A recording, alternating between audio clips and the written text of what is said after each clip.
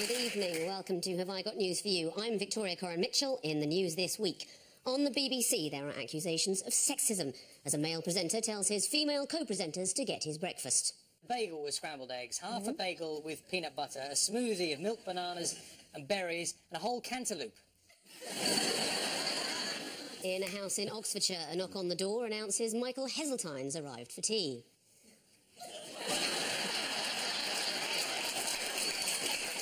And in Surrey, before they even arrive at the scene, firefighters realise the blaze they've been called to is at the Ann Summers warehouse.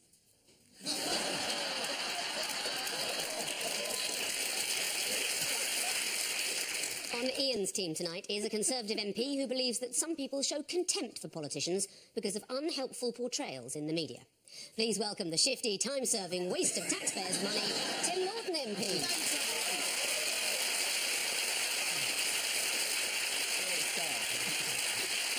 And with Paul tonight is a comedian who crowdsourced his recent novel by having dinner at fans' houses for £500, which seems like a good deal, but he can drink £700 worth of wine. Please welcome Andy Hamilton.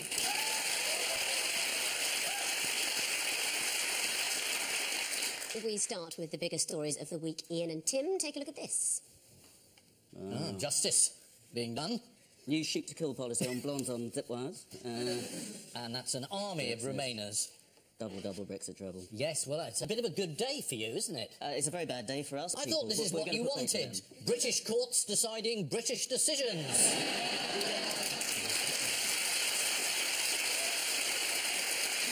We don't do these experts telling MPs what to do, for goodness sake. We've got the electorate for that. I've got some advice for you. Oh, dear. If you don't like the result, I'd appeal to the European Court of Justice. 17.4 million people, more than have ever voted for anything in this country, ever, voted to free us from the European tyranny, and it's going to happen. Yeah, but this was... Get real, get with it. Oh. You had a result decided by the judges, and just what bit of it don't you get? I mean, you can't just have another decision in court just because you want one. Accept the decision. I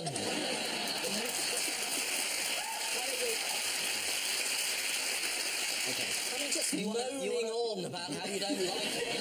Suck it up. When we have a referendum, which isn't very often... No. That means that we think the people should have the final decision. Yeah. And we gave it to them. They made the final decision. So let's get on with it. Right, so you have no problem with this decision? Is this a topical satire show? Are we having a political discussion about this? We're waiting for the show to start. Yeah, okay. We can use this bit as landfill. What is it exactly that the High Court has ruled? The government doesn't have the power on its own to trigger Article 50 and it has to refer it to Parliament. I actually launched a legal challenge to try and stop the subject coming up on this show, but unfortunately I think if we were going to kick off with it, we should have warned the national grid. Because there's going to be a massive upsurge in electricity demand as people go to put the kettle on. Or switch on their electric chairs. What do we know about the judges who made the High Court ruling? They are elderly men. Well, no. No, they're not elderly men. They're young They dress up in tights when they're not at work. You may regret saying that. Right. The Daily Mail looked into these judges and revealed one who founded a European law group, another charged the taxpayer millions for advice, and the third is an openly gay ex-Olympic fencer. Does it mean we're staying in the EU? I think it means I was watching Nigel Farage, not through a pair of binoculars in his house, and he was sort of ranting and raving about betrayal. But I think there's part of him always wants to be betrayed, isn't it? It's like a sort of S&M thing.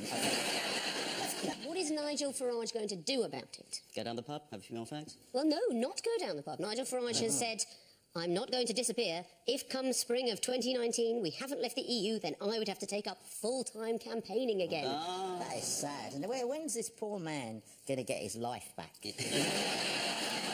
All he wants is to slide away quietly into the autumn of his life, and people keep dragging him into the spotlight.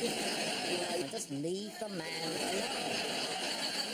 Which treacherous lefty, out-of-touch lovey has been Prince insulting the will...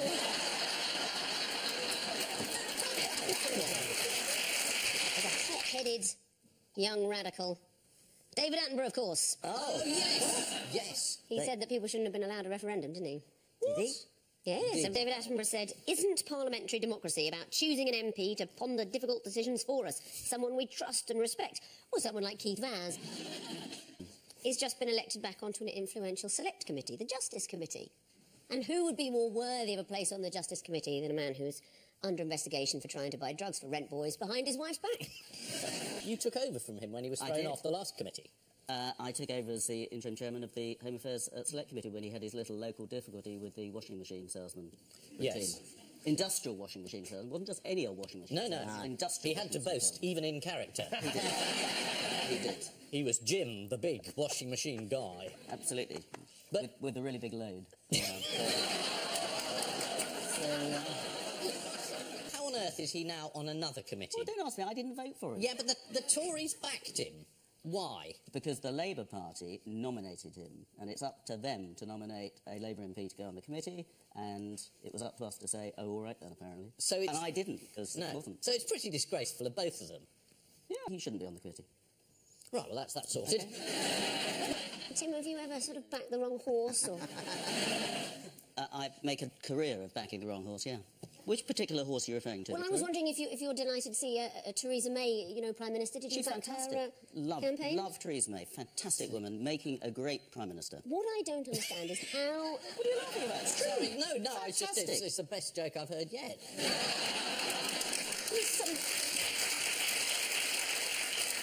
17 points ahead in the opinion polls? Yeah, pretty good. But if only we had Prime Minister Andrea Leadsom, who you backed. Yeah. The country would be completely different now. Even better. Do you think so? Even better. But we got Mother Teresa, and she is fantastic. And this is Love her a despite... lot. I thought that was the whole point, that she She's wasn't good. the mother. Ooh, yes. Brought up by your candidate. Controversial. how she came to be Prime Minister when your wonderful campaign chant for Andrea There we Leadsom. go. Let's have a look at the clip from BuzzFeed. What do we want? Listen for leader. When do we want it? Now.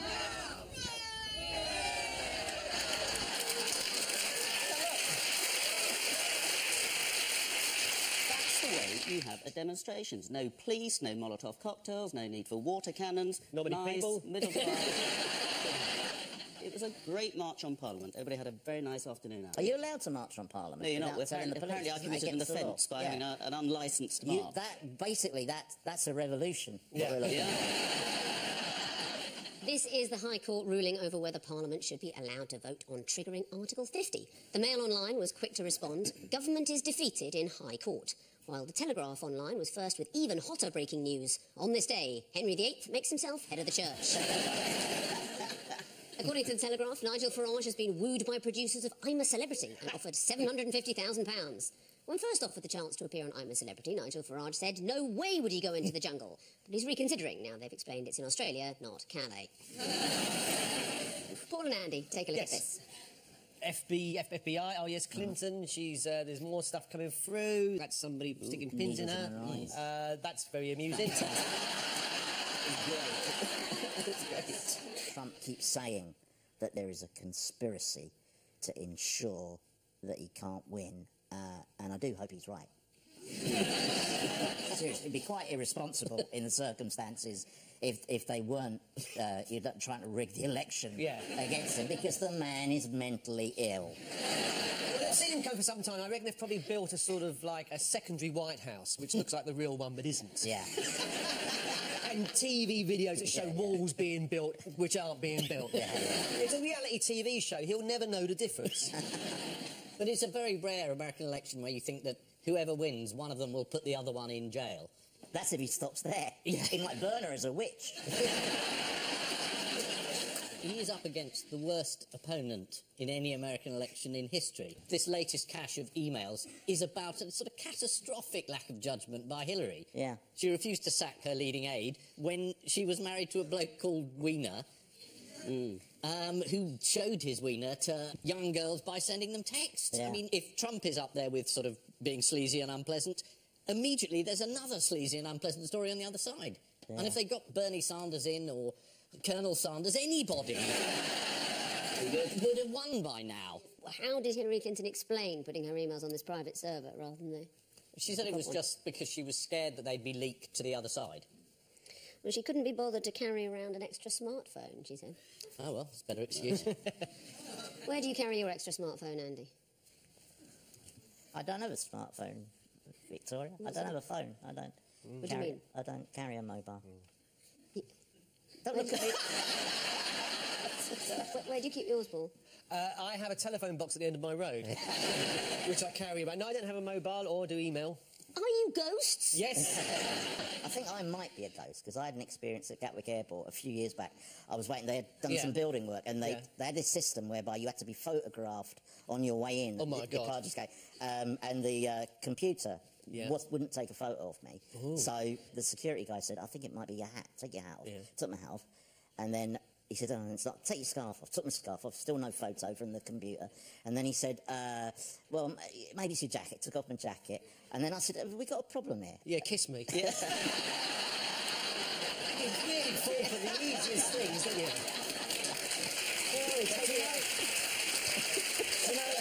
Do you know what his explanation was? What was it? He said to me, I think the problem might be that the computer doesn't recognise your face as a face. So maybe I am a ghost. Maybe you're right. What was the immediate impact of the reopening of this FBI inquiry into the emails? The polls narrowed. Yeah. What's Donald Trump's view of polls? They're completely unreliable unless he's in front. Yeah. Well, I mean, he has traditionally said, I don't believe the polls, I don't believe them, I don't believe them. The dirty polls, we call them. There is tremendous dishonesty in the polls. I've never seen anything like tremendous dishonesty. And he's gone neck and neck in the polls, and he said, we're going to win back the White House. Going to happen, folks. A lot of good polls out there, a lot of good polls. We're doing great. Hopefully humanity will dodge a bullet on Tuesday. But if Trump does get elected... Hopefully Trump won't dodge the bullet on Wednesday.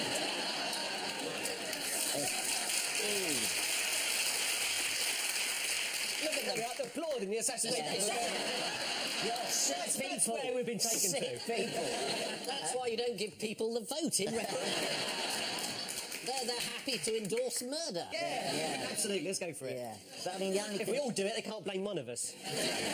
I'm slightly worried, just in the name of balance, that we're making it look like there's only two candidates in the American election, but there are others. There's Libertarian Gary Johnson, of course. Yes. Did you see how well he dealt with a tough question this week? As a fiscal conservative, how do you explain that when you were elected governor of New Mexico, you inherited a debt of $1.8 billion, but left office with a debt of $4.6 billion?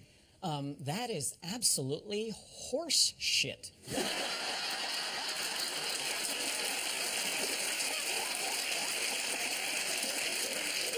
You can buy a lot of horse shit for free. Well, I mean, he's also used a noun as an adjective, hasn't he? I know. It can't be absolutely horse shit. It's either absolute horse shit or it's absolutely horse shitty, but... Finally, in related news, what did someone with access to the internet and too much time on their hands create this week? Somebody accessing the internet with too much time on it. Who could that be? They made something beautiful. Shall we have a look? Yes. Yeah.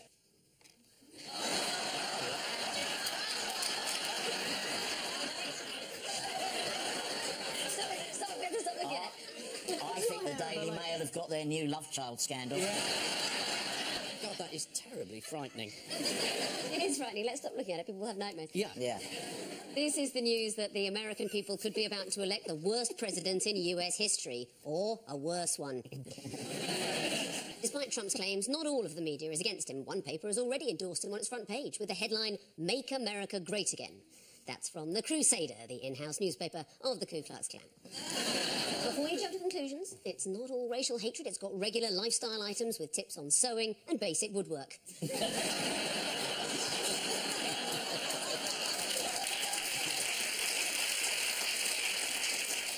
And so to round two, the picture spin quiz. Yeah. Fingers on buzzers, teams.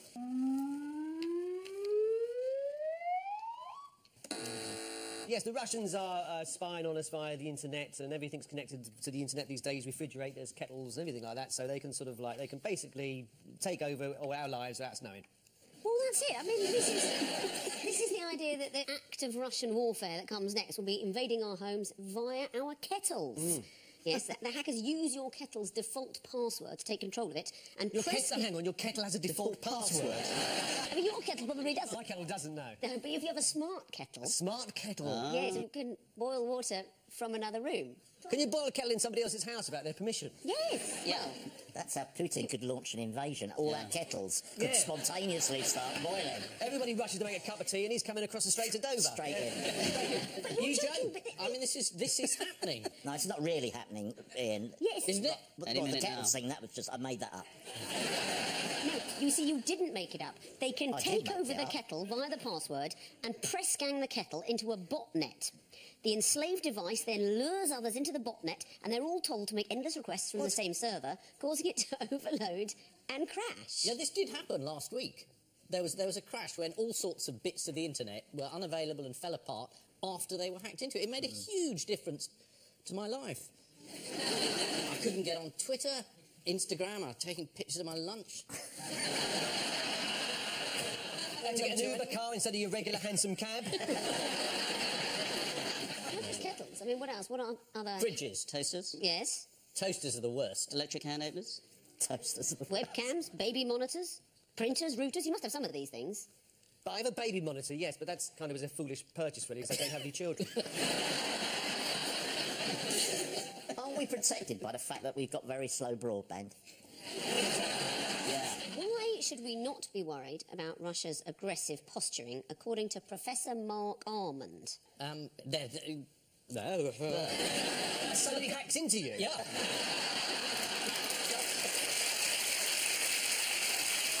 Mr. Putin has a reasonable regard for him.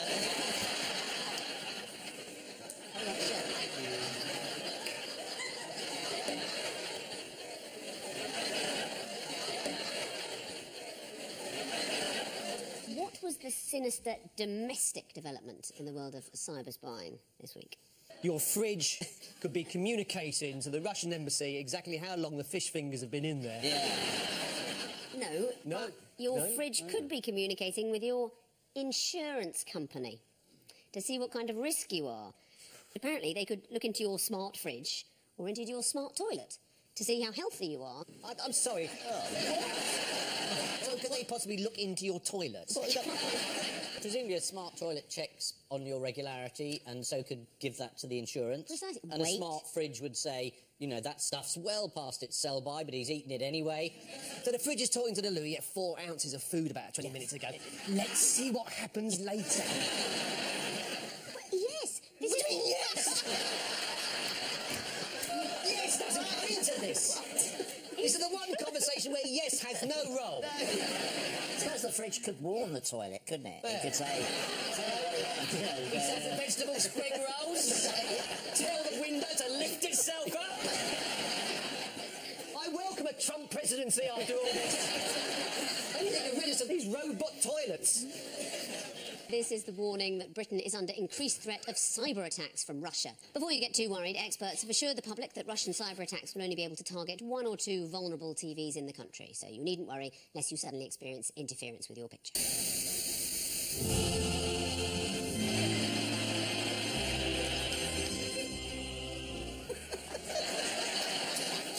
Thanks to the Internet of Things, hackers can now target any household object which can be controlled online, including smart kettles.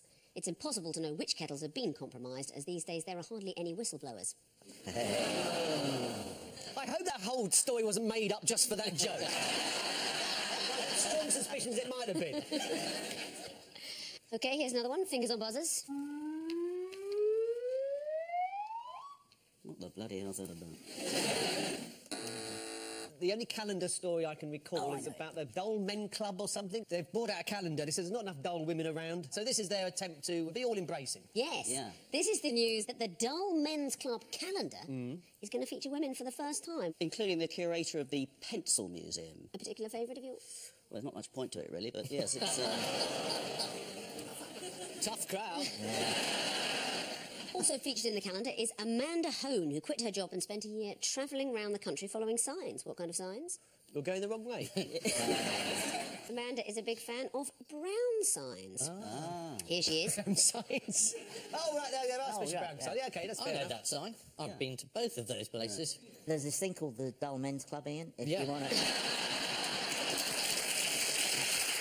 He's the life president. What does Amanda's husband think of her brown signs? He's... Has she got a husband? Yes, and even more than that, according to Amanda... Got two husbands. According to Amanda, when I met my husband, he told me he had done brown signing once, so I knew he was a keeper. It's been a big week for women. Yes. Shall we have a look at the momentous announcement of the Church of Wales's first female bishop? Yes. Quite a turnout.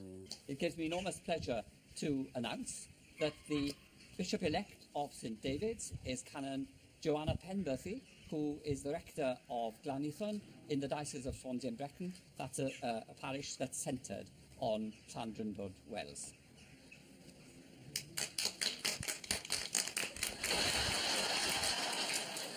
Why are they so far away? I think the bishop's got a bit of a reputation. Yeah. They've realised that those concrete posts aren't enough, so they've put a traffic cone as well to deter him. This is the news that women are to be featured for the first time on the calendar of the Dull Men's Club. 3 of the Dull women include a collector of brown signs, a devotee of barbed wire, and the curator of a pencil museum. Might sound dull to you, but what a team they'd make on Only Connect. Time now for the odd one out round. Just one between you this week. Your 4 are Michael Gove, Miss Prism, Victoria Beckham, and David Cameron. Miss Prism, reports of being Ernest Worthing lost a child in a handbag at Victoria Station. David Cameron unfortunately forgot his daughter. Nancy was at the pub. And Michael Gove, trying to emulate his former friend David Cameron, went dad dancing with Rachel Johnson and left the 11-year-old wandering around the hotel, apparently. You're definitely in the right world with lost children. They've all lost a child, except Miss Prism, who lost the manuscript to her novel. I'm just telling the story like it is. And Victoria Beckham, has she gained a child or something? She adopted a few, or...? You are certainly in the right direction. Well, Michael Gove's usually there by now, is it not? Michael Gove deliberately left his child in the hotel room. All the others have mislaid Accidentally. children. Oh, right. Victoria Beckham forgot her son Brooklyn. She said, I jumped in my Range Rover. Harper was in the car, I was in the car, and we were on the way to school, but we didn't have the one who needed to go to school. Michael Gove and Sarah Vine, his wife, took the deliberate decision to leave their child in a hotel room while they went to a party. You would be careful there, Michael Gove. Some bitchy columnist could have a field day with that. And the hotel staff were aware of the situation, but what caused them concern later on? Was he wandering around the corridor? He was wandering the corridors at 1:30 in the morning, an 11-year-old. That's a minibar rang the police. He was distressed, apparently. He said, I think I might be the son of Michael Gove.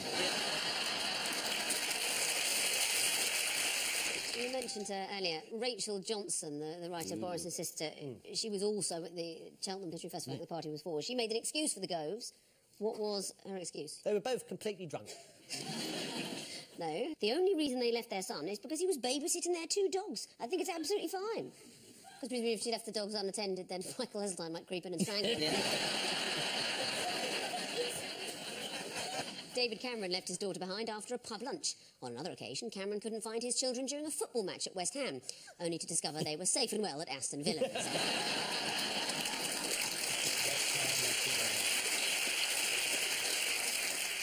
Time now for the Missing Words round, which this week features as its guest publication, Concertina World, the best concertina magazine there is. Accordion to those in the know. And we start with, faced with blue mould and an infestation of insects, Maximus Z. Barnaby, what? Decided against having any pudding. Thought about putting his concertina in the freezer. Maximus was having climate problems with his concertina in the tropical rainforest and was told by another forum user the environment there is too hostile for the instrument.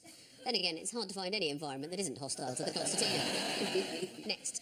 Man trying to impress girls at zoo, what? Headbutts wasp.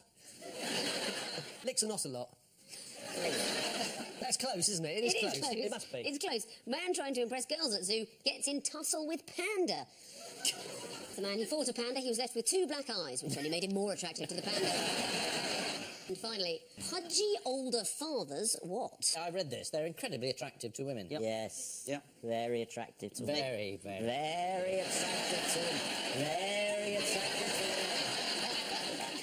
It's true. I Yeah. certainly recognise it as a face. That's a compliment, isn't it? Yeah, compliment.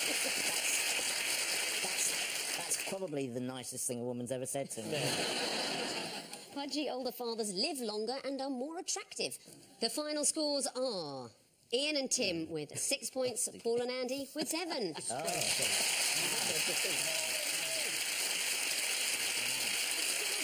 Before we go, there's just time for the caption competition. New panel show. Countdown.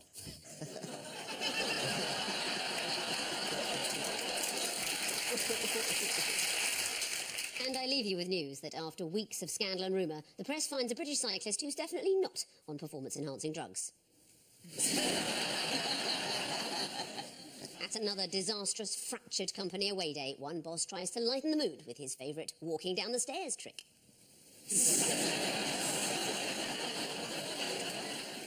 And in Los Angeles, Simon Cowell's dermatologist reveals 10 years' worth of removed skin. Good night.